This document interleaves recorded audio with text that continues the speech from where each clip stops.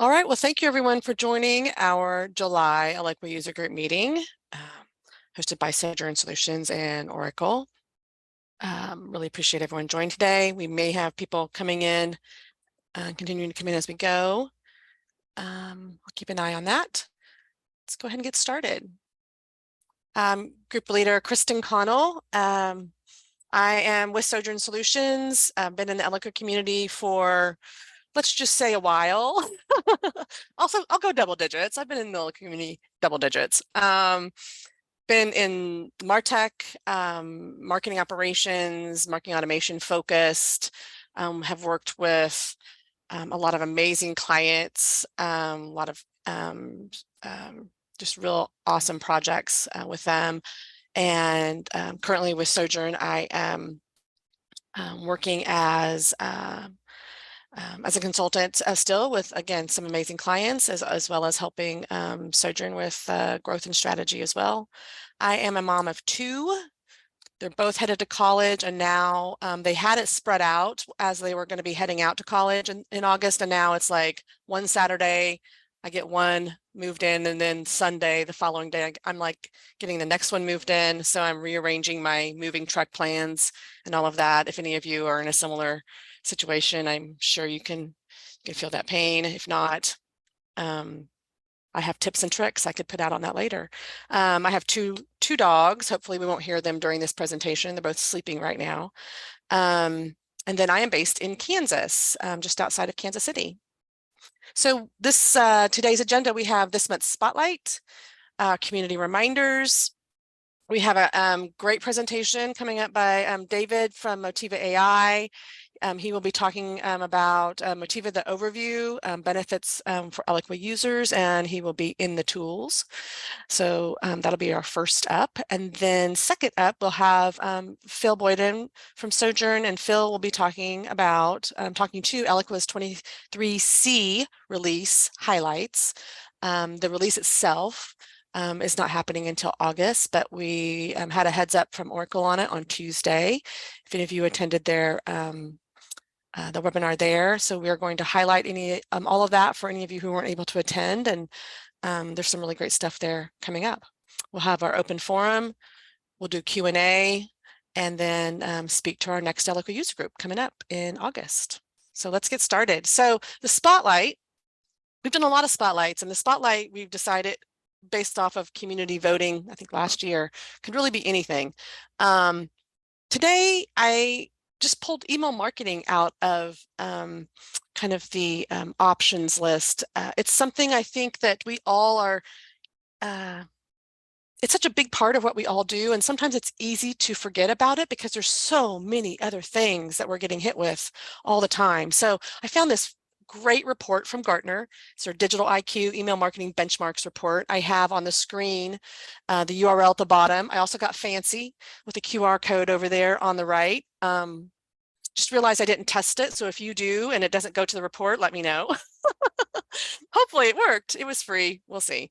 But I wanted to highlight three things out of this report specifically. So when we're looking at our email marketing, maybe taking some time this summer, maybe your standard programs have slowed down a bit, or maybe as you head into the fall, you'll have some time to dig into this. But top three things they found out of this report in terms of their analysis. And the first is to really be clear and articulate the value of your emails and enable email preference management for your subscribers.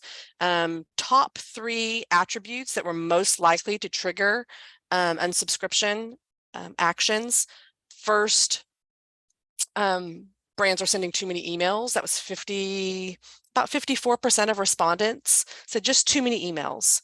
The second biggest group at 47%, emails are too repetitive or redundant. And it's just one of those things that, you know, perhaps you've been, building email campaigns for years, and you kind of get into a role, or your teams get into a role, and it's real easy to copy paste. It's real easy to kind of put into play what you've always done because maybe it's always worked. I definitely think it's worth the time to spend some analysis on your own email marketing campaigns and see, are you getting the performance numbers that you'd expect?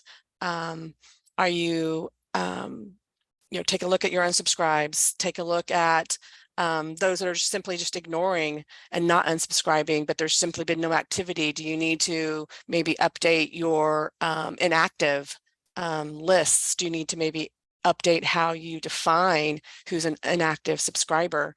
I know I'm preaching to the choir a bit here, but it's definitely just as a reminder to keep us all focused on getting the most out of the performance that we have, especially with Eloqua. The other two, the like 3 and 4, they came in both at about 30% of respondents. Email subject lines were misaligned to the content of the emails. I know that's happened to me before when I hit my inbox and I'm scanning through, and I open something that the subject line was like, wow, and I get into the email, I'm like, oh no. So let's not do that. And then let's see, the other emails are about a product or service that they're no longer interested in. So that kind of ties back to, obviously some of the functionality that you have in Eloqua and other tools where you can actually pull in more of the behavior in terms of your segmentation and your personalization to really keep that interest level up high, get folks engaged. So the second point here from the report, deploying personalization that's less invasive yet still relevant. So, I mean, we've all got those messages, from various brands about, whether it's maybe birthdays or anniversaries, maybe something they have local going on. Going back to what we just talked about, products or services similar to something that they've just viewed. So maybe it's that exact product, and then related products, keeping it very relevant, and various ways to do that. Again, if you haven't gone back and taken a look and to see like what kind of, not just segmentation that you're building into your programs, but what kind of level of personalization you're adding to those to keep that value there for your subscription base, definitely worth that time. And then the third point, balance your email campaign types to drive business goals and customer value.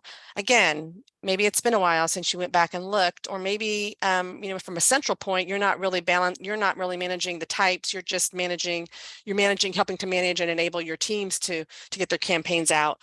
It's worth maybe just a quick audit. Are they doing campaign types around new and existing products? Do you have any kind of discounts or promotions that they're that are going out into play? Anything around customer success or engagement with loyalty or rewards? Trigger campaigns. Are there those that are always on that are looking for specific types of triggers? Really aligned to your business goals and objectives, your primary use cases, those types of things. Let's see. And then events, events, I think that's one that is kind of a go-to. Most of us are running, if not yet live events again, definitely webinars, and just make sure that you have a good mix of those. Again, tons of information in this report. I wanted to call this out. I think, again, it's so easy for all of us right now in marketing to get really pulled into, into just all of the things going on between the tech and the data and all of the opportunities and things that are available. So take a look at this report, and hopefully you find it valuable too. I think all you have to do is enter your email address to get it. Oh, and I actually see I have a hand raise here. And my system's not letting me get to it. I apologize. Ryan, I see the hand here. I'm going to try to get to it. Let's see if it lets me. If we can put something in the chat, if you have a question. For some reason, it's not allowing me to change anyone over to speak, but I'm happy to answer anything you have, any kind of question you may have in the chat. Okay, all right. So with that, I'm going to move forward now. Got a little spotlight going here. So community reminders. Just real quickly, if you're newer to the Oracle Topliners community, or maybe you haven't had a chance to join yet, highly recommend it. We have the URL here. I'm going to get fancy and put QR codes on all of these, I think, for August, but definitely recommend getting involved in the Topliners community. Also in the Topliners community, release reminders. So we'll be speaking about the release coming up later on, but there's a whole release center right in the Topliners community with tons of great information in it. Jody Mooney manages all of that. It's a great resource to have bookmarked. We have our previous Eloqua user groups in our resources center. I have the URL there. You can go back and take a look at any of those. To pick up any additional content. And then these three are all focused on really enablement within the Eloqua community. There's free user training. You can earn an Eloqua Explorer badge getting into the MyLearn path with Oracle University. And then Oracle Eloqua's YouTube channel as well has a ton of great video content. And a lot of that is crossed over from what you can find in the Help Center. The video content in the Help Center, sometimes just a real quick thing that you need to have very specific, and the video content there really can really help you out. All right, so with that, we're going to go ahead and move into our featured presentation with David from Motiva. So David is CEO at Motiva, founding partner. And works in Silicon Valley for the last 2 decades. I love the intersection of humans and machines, society and technology. It's kind of like that needs to be a t-shirt, David. I think a t-shirt, or I don't know, like, do people still do bumper stickers? Maybe a tattoo these days. You seem like I don't have a t-shirt. Yeah. Oh, well, if you do, I want one, please. Yeah, I'll forward, yeah, the address there. And then, yeah, you're out there in Palo Alto. Is that correct still? Yes. I got that. Yes. Awesome. All right. I'm going to go ahead and stop sharing then, David, and hand it over to you. All right. Sounds great. Let me bring my screen up here. Hey, everyone. Great to see y'all.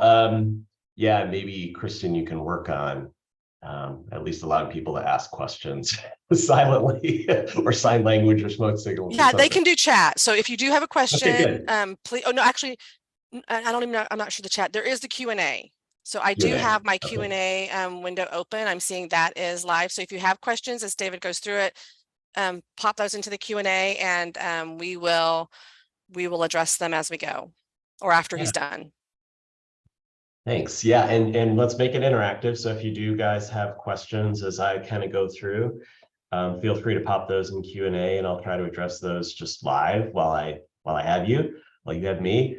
And yeah, really eager to be here. So if you don't know Motiva, we've been in the community for about 7 years. We're the top AI add-on to the Eloqua platform. Personally, I've been doing I've been doing machine learning for about the last 20 years. So I've got a longer history in this stuff.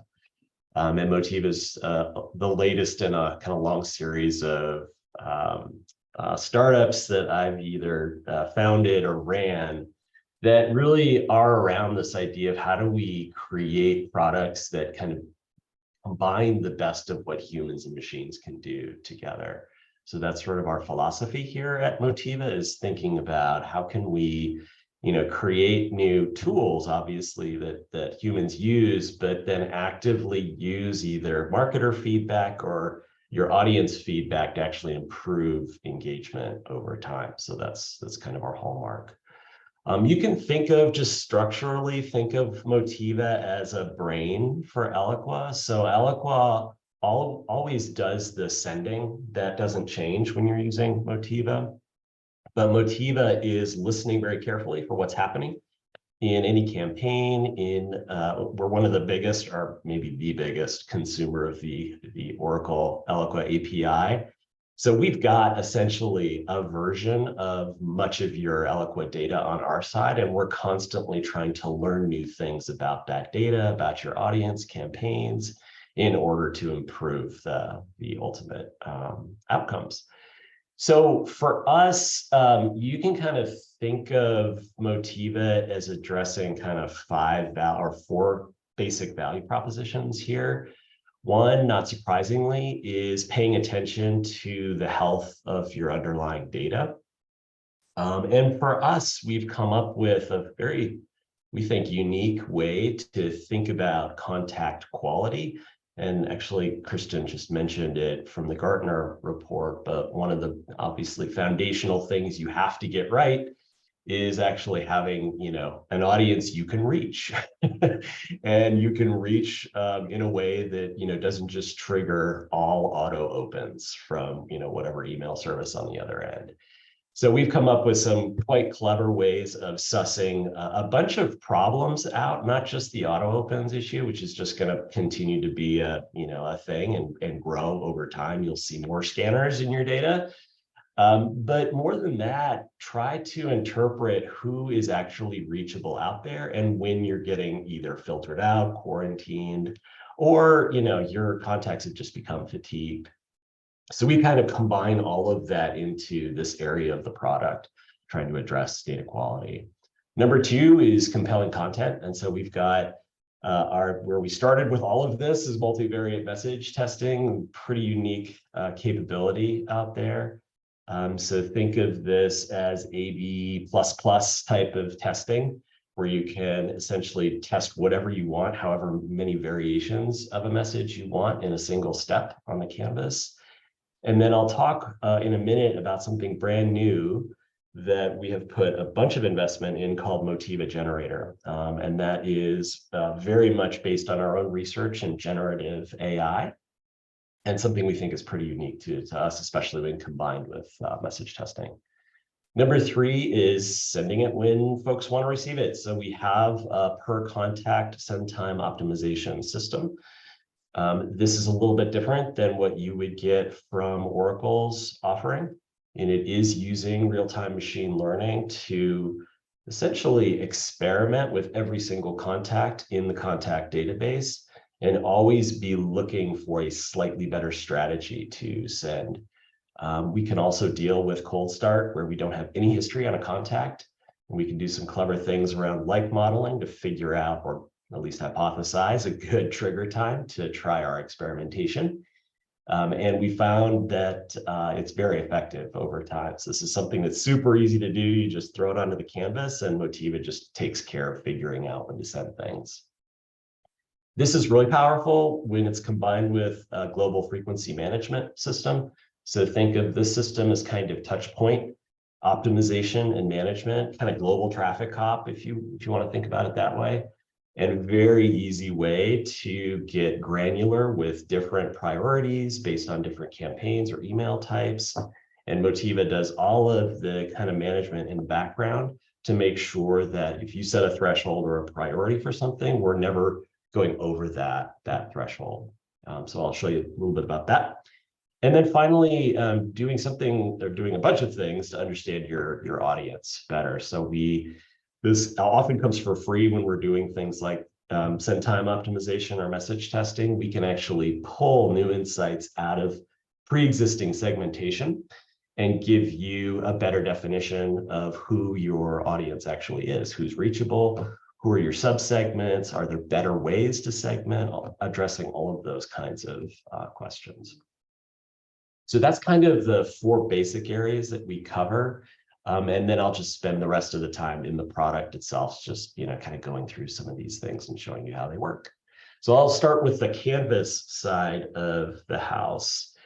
And you can think of this as kind of active mode for Motiva. This is where you're activating Motiva inside of campaigns and allowing Motiva to do various things to your campaigns.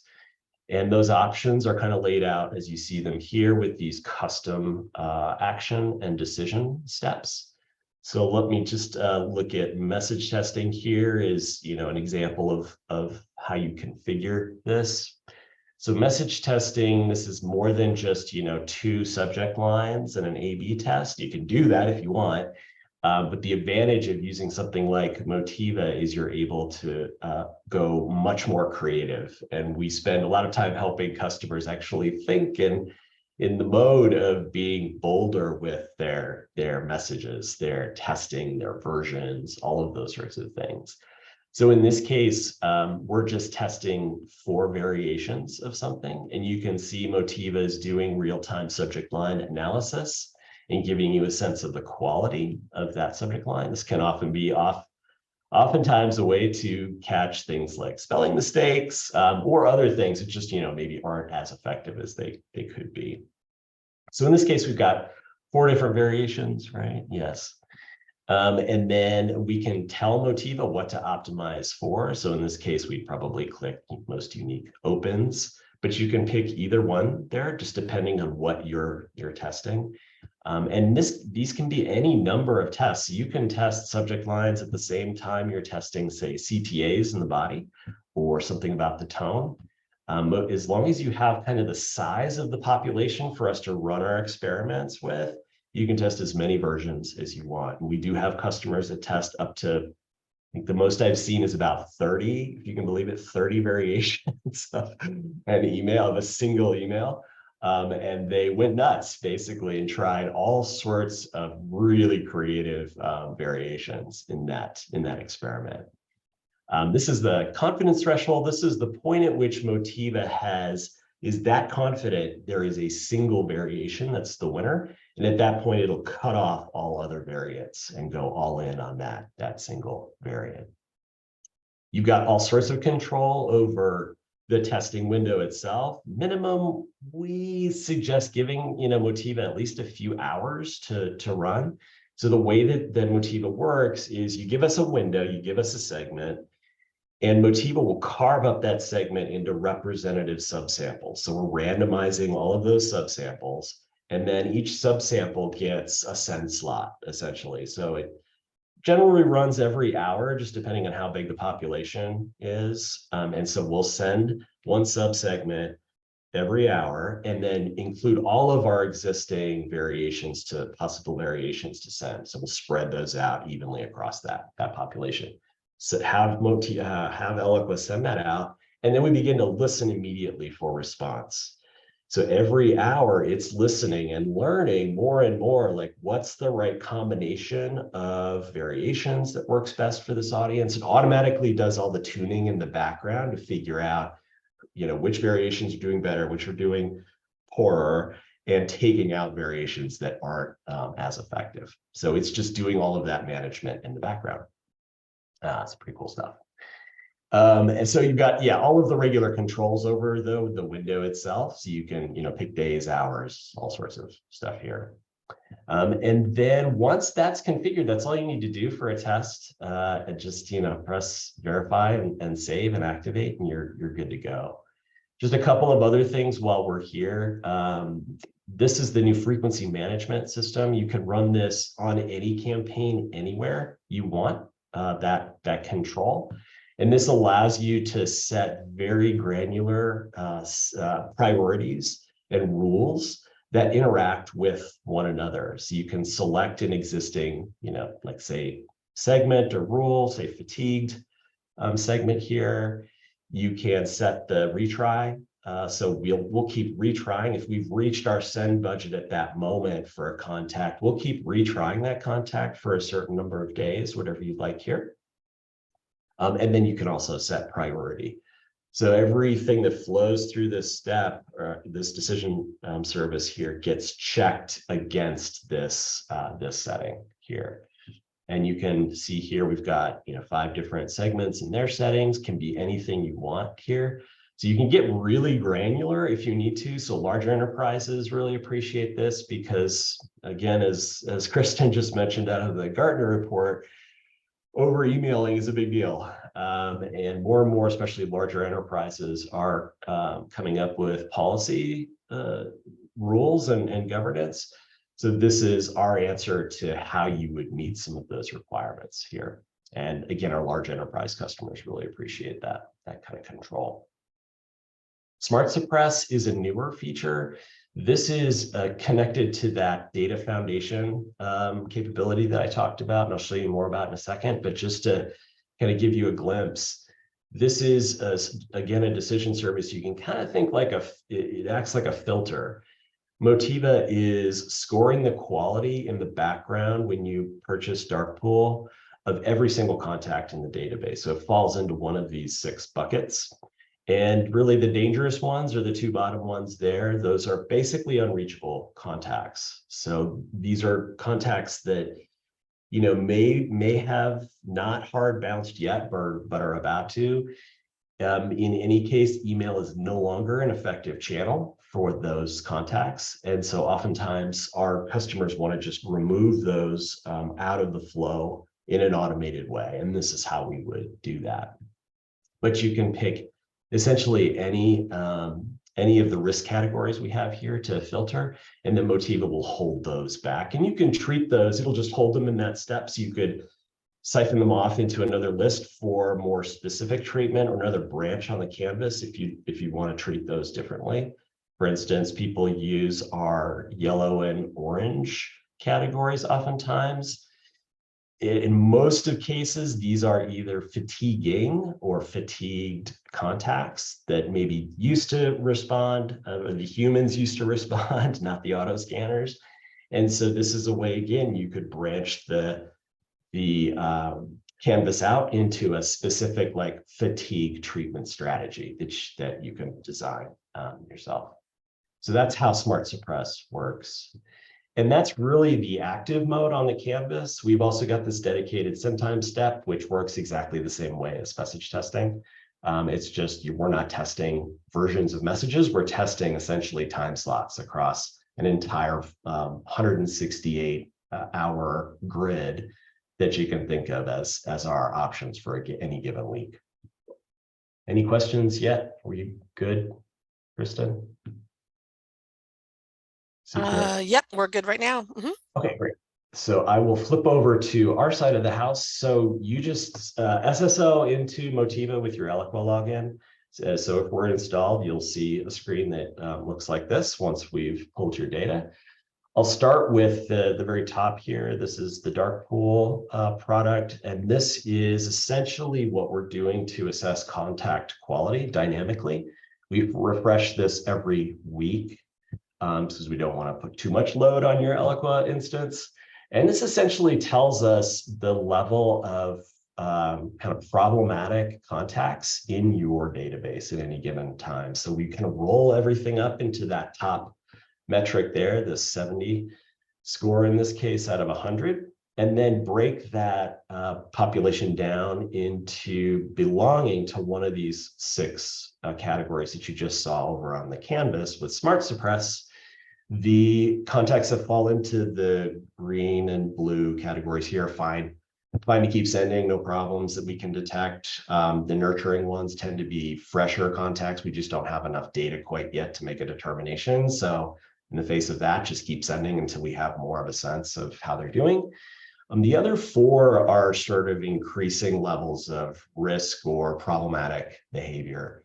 So as I mentioned, yellow and orange are often something around fatigue, although not always. Sometimes we see some soft bounce back behavior that's likely to cause problems if we keep hitting them. Red and black really are basically unreachable contacts, at least in email. They might be reachable through other means if you're running SMS, if you're running push, if you've got them tied into advertising campaigns. Those are all other ways you can engage them, perhaps. But for now, at the moment that we've modeled this, they are unreachable. And so that usually means taking some action. And the action that you can take it just depends on sort of your risk tolerance and what you're willing to do. You can download any of these contacts for further analysis. So this is really a power tool for marketing ops folks. We don't expect most marketers to be in here, on a regular basis, but marketing ops, we do expect to be pretty interested in what's happening here. This is a layer of detail that is very difficult to pull out of Eloqua itself without running, some of the similar analysis and machine learning that we're doing. So we're trying to essentially create some power tools for you to just take a look at that quality problem. In terms of unresponsive contacts, we've got a very quick list of where contact problems are by domain. So this gives you a sense of when you have those domain level challenges, and also gives you a way to very quickly, again, export those contact IDs, maybe do something different for those, either suppress those contacts or do something different for that domain. One of our pharma customers actually had a subscription product, and it was a revenue generating subscription, and they were having major problems on this side by domain. They had 10 of their biggest customers falling into really bad territory in terms of just deliverability.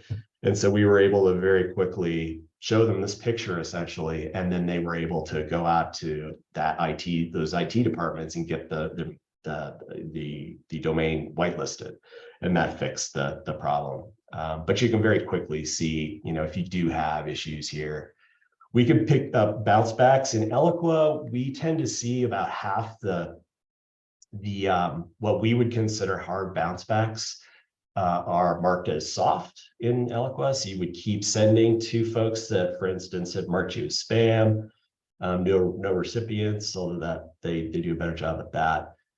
Blocked by recipients, there's a hard block on your either IP or domain. And so these 6 categories at the top, we actually consider basically hard bounces, even though they're soft in Eloqua. So the problem is you're still sending to these contacts, you're never going to get through. This is what often lands people in one of our riskier categories, is they keep falling into one of these. And this, again, is a very quick way that you can see the problem and do something about it. We do pick up also email scanners that Eloqua is not. So Eloqua picks up some of the Apple stuff that happens, but auto scanners are everywhere these days. So Barracuda, Proofpoint, like all of the major ESPs are using this. It's a fact of life. It's not that you're going to take these contacts out, but we do want to give you a sense of what's the level of scanning behavior that could be affecting your ultimate metrics. So we don't want, if you're running reporting either on our side or on the Eloqua side, to be kind of misled by scanners. It's a tricky beast too, because they're always changing their behavior. And so we're trying to keep on top of this the best that we can, but it seems to be a little more than what Eloqua is doing right now. So that's Darkpool. I showed you the frequency management system on the canvas. This is kind of the back end of that, where you can actually see some of the behaviors here and look at different optimization strategies, either as a whole on the global level, or by segment or by campaign. You can get a sense for what happens when you send once, twice, 3 times, 4 times per week, and what that does to complaint behavior, to your engagement rate, etc. And then we can often use those insights to configure our settings on this side, which is all about priority, the rules, the thresholds that you want to set for certain kinds of campaigns or certain segments. And we can come up with a reasonable strategy on the frequency side. I mentioned the send time system. This is kind of the reporting side of that system. So after it's been running, you'll see a picture that probably looks a little bit like this, where you've got sends spread across any given week, different hours, different days.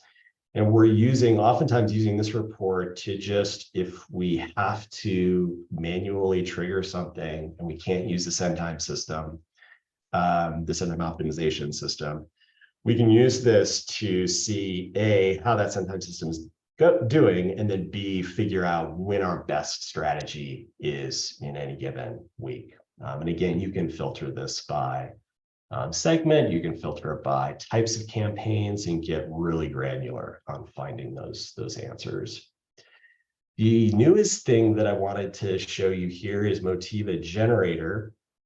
And think about this in kind of 2 modes. One, as an inspiration for on the content creation side, and 2, feeding that message testing system that you saw earlier. So you can basically give us any sort of directive. Usually the easiest thing to do is just take either copy that's pending or copy from an email or an email itself that's really worked well in the past for you, and just simply paste it into this side here, and then give us some basic direction on what language you're using, the tone that you'd like to take. We've got some presets, but you can also just, give us a description of the tone that you have in mind. Brand voice. Motiva has a sense of what your brand is because of the AI that we've developed. And then some description about the audience that you're trying to reach. And obviously, the more granular, the more specific you can be about that audience, the better it's going to perform. So you give all of those inputs to us, and then we'll give you actually 3 different versions of subject lines you might use given that copy, and then also a body that you can actually use. And this is iterative, right? So if you don't like the output, you can always just hit this generate button again, and we'll generate some new stuff for you.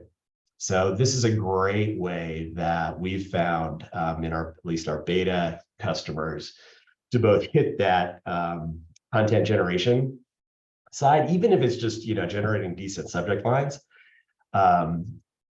And it's really powerful when you couple that with message testing. So remember how Motiva works. You can just throw all of this at that message testing step, and then Motiva is just going to figure out which versions of things, which combinations of things are most effective for you. Here is that system, and this is the testing system here. An example of a 4-way test, for instance, like the one that we set up. And you can see here, we've got, a certain window of time, about 10 days, 10 business days to run this particular test. You don't need that much time, but that's just how long this one is. And then you can kind of get a sense for how Motiva is working day by day here. So in the first day, we're just doing an even split across those variations. Then very quickly, we're learning what's working and what's not, boosting the winners, so giving more of the winning or the currently winning variation out. That's being played more, and we're actually playing the losers less. And as we see more signals, we get more signal, that may change, the mix may change. But in this case, you can see us actually just cutting off 2 of the variations automatically. And then towards the very end of the campaign, we do get to our threshold, that winning threshold, and go all in on that last winner.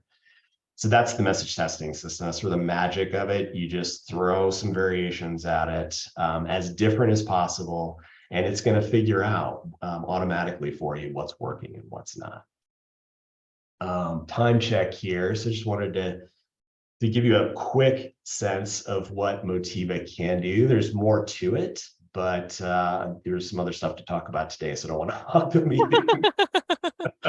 This is, I'm just sitting here, my brain is just churning, David, as I go through and think about how I've worked with my own marketing teams in the past, how content development has always been a bit of a friction point in getting things out and quickly, and then that optimization factor, like what's working and what's not, and having like this tool all integrated there and looking at all that for you. I just the potential efficiency, effectiveness improvements there, as well as just hard performance improvements. It's just kind of blowing my mind a little bit. I have to I'll be like thinking about this all weekend now. Thank you. Yeah, it's going to be interesting to see, what generative does to marketing teams, to be honest. Like the stuff, the way that they have been, set up and running for decades really hasn't changed very much. Yeah. Generative could actually seriously change, how those teams are organized, what their work is, what the humans do versus what the machines do. It's not the stuff will suddenly take over people's jobs entirely, but it will definitely change a lot of jobs. So think of yourself as having like a really eager, pretty talented, but needs a lot of guidance intern. And unlimited numbers of those, essentially. Yeah. If you think about just if you can shift some of that over and have that much more time for your planning, Right. for your strategy, for optimization, taking some actionable insights out of what's coming out of what this is doing for you. Now I'm giving myself goosebumps. Okay. All right, we'll leave it All there. right, yeah, we probably better wrap though, because I need to get Phil some time for talking on the release stuff. But thank you, David. Thank you so much. Oh, let's see. I have a Yes, David, or Danny, I'm sorry. The recording will come out this afternoon in a follow-up email. I'll get all this to you. And yeah, I'll make sure I include David's contact details there as well so that we can put it all together. Looking for an AI solution for email marketing. This is awesome. Awesome. That's great to hear. Thank you so much, Danny. All right, Phil, I'm trying to figure out how to flip this over to you. Let's see. Let me come back to our screen. All right. Next up, Phil with Sojourn. Phil is awesome. He runs our quarterly map comparison webinars. We had that yesterday. It's out on our resource center if anyone's interested in doing kind of map evals. But Phil today is going to be focused in on Eloqua's 23C release coming out in August. And so Phil, I'm going to have you take it away. I think we'll give you the next 15. Okay. To get through it. Let's see. Do I need to stop? Probably I do. To have you. Okay, so hopefully you got this screen. I see the 23C release dates. Perfect. Cool. Okay, so these dates were given out by Oracle just the other day, so they're usually pretty reliable, but they are subject to change. But that's a rough idea of when the pods will be updating to 23C. The other thing to mention is as we go through this, although this is next release as opposed to a roadmap, we're still talking about features which are not there as yet. So again, although unlikely to change, they're not set in stone, but they're way beyond the usual. If anyone has been on Oracle presentations before, then we're well beyond safe harbor statements, just for people to be aware that there could be changes to these. Thank Okay, you, so Phil. Gold star from your marketer. Thank you very much. So first on the list is the gradual release of the Redwood user experience, with a few more areas have been added into the mix. Still under controlled availability and needs a service request if you want to be added into the program. But there's currently a button to revert from the new user experience back to classic interface. But once these updates reach general availability, they'll be removing that button. The areas they've added this time are the settings page, fields and views, including tracked fields, external activity setup, and email groups. And those join microsites, accounts, contacts, campaign settings, and that first page you hit when you log in My Eloqua, which were all updated in the 23V release. So they're gradually rolling this new user interface out as they go through in the system. Okay, auto expiry, auto redirect for landing pages. I think this is a great addition. Customers have been asking for this quite a long time. So this feature will allow us to automate even more around webinar sign up, offers, and basically anything that's time sensitive. We'll be able to set the date an offer ends, for example, and even if somebody clicks through from an old email after that date, a landing page apologizing the time limited offer is complete can be shown, as opposed to have the offer itself still showing, or maybe someone having to remember to update the page first thing on the morning, or stay behind late the night before. All you have to do is switch it on, and then you add the date and time, the time zone, and give the URL that you want to replace that page. So next one up is hyperlink tracking. So they're simplifying the configuration. So a landing page, as we know, is automatically tracked by default in Eloqua, but there was a bit of confusing behavior when you added a link into an asset and marked it as a web page. If that was actually a landing page you were putting in there, Eloqua didn't realize and would still ask if you wanted to redirect track it for that page, but it was unnecessary. So they've added capabilities now that if this is a landing page, we can see here LP equals 2718. So we know this is an Eloqua landing page. This is grayed out down here, so you can no longer have that doubling up on your tracking. Okay, I love the idea of this next one. So they are launching a webhook app that can be added direct to campaign or program canvases. This is a great way of creating different interactions between systems. It gives us even more options for real-time passing of Eloqua data. And we can use the webhook app to send JSON payloads across to other system endpoints, thereby calling their APIs. URL encoded option isn't there for now, but it's in the pipeline.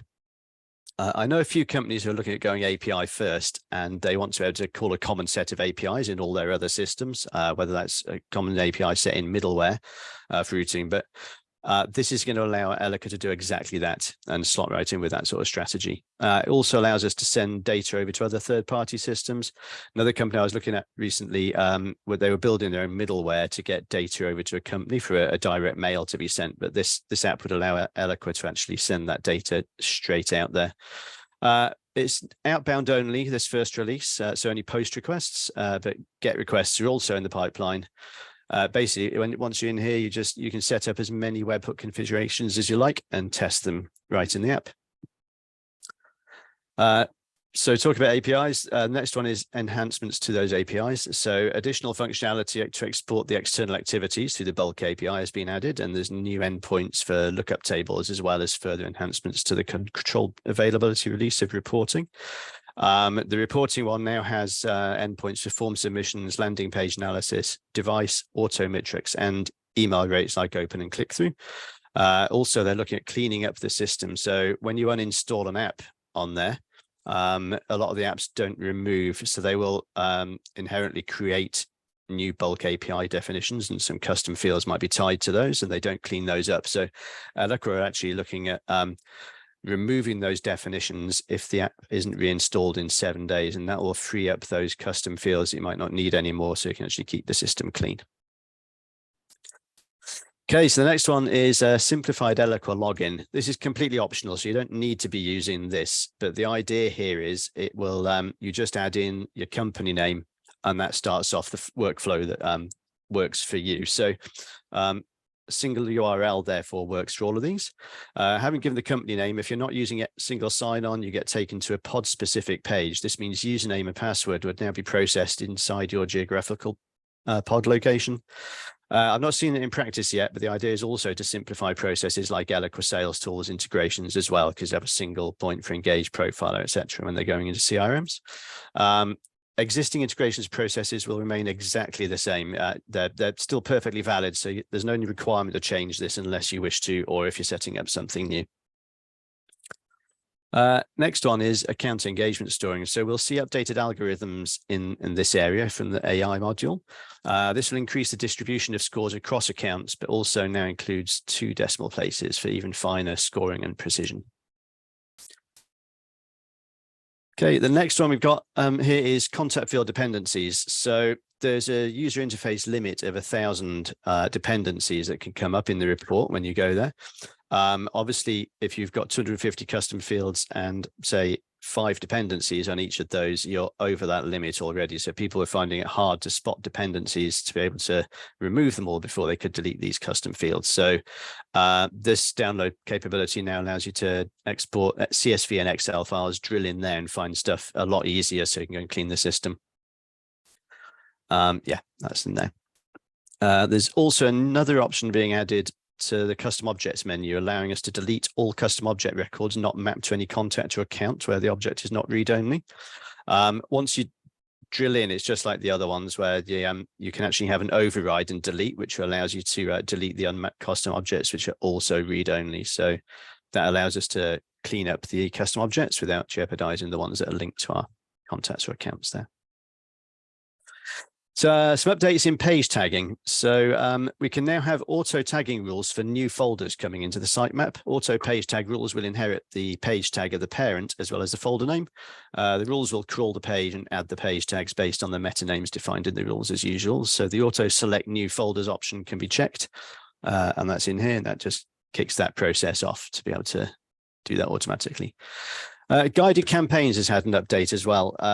These are fairly new. It's an app basically, and it provides a self-service process for creating brand approved and personalized reference-based email campaigns for targeted accounts. So your sales guys could actually use this. They don't need to go into Eloqua. They don't need to know the functioning of Eloqua. And this new tactic they've got can launch a simple campaign. So basically with no knowledge, someone would come in, they would select their email, they'd select their audience, they'd choose the simple campaign option. And they can use pre-existing segments, they can email or choose an email that's created or from a template, and then they just publish that, and it'll automatically build and launch the campaign canvas within Eloqua. Integrations being improved again. This seems to happen on every release at the moment. So for the Salesforce integration app and the Oracle Sales app, these apps both provide fantastic visibility of the standard objects and top-level custom objects in both of those CRMs, which is, to be honest, it's even more than. So I think it's better integration, the Salesforce to Salesforce myself, that app. The Salesforce app has got more options for data synced back into Eloqua now, including dynamic date. An example here might be adding the exact timestamp of when a lead ID is populated on the Eloqua contact. And there's a couple of different things coming out for the Oracle Sales app as well. So if anyone's using Oracle Sales for partner relationship management, you can now see the partner object within the app there. So you can bring that information in and therefore mark it to your partners. And they're also additionally syncing mobile phone SMS opt-in and opt-out from Sales into Eloqua there.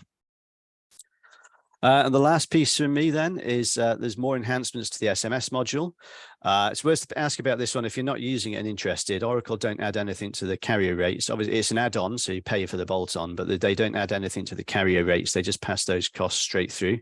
So yeah, worth asking. The enhancements here, there's 3 of them. So we've got 3 new filter options in reply to specific SMS, sent specific SMS, or clicked specific SMS. That was generic before. There is also improvements in the reporting times, making it near real time. So that means that at one point people used to stay on the step in the canvas for a little bit of time. That's been addressed. They flow through much quicker, and it's actually therefore quicker to get into the reporting module as well on that. And the last thing is it's now possible to set view and security permissions for SMS codes so that you can default them into security group level, but there's also asset level permissions for individual SMS codes at the code level. So that's it from me. So I'll pass you back to Kristin.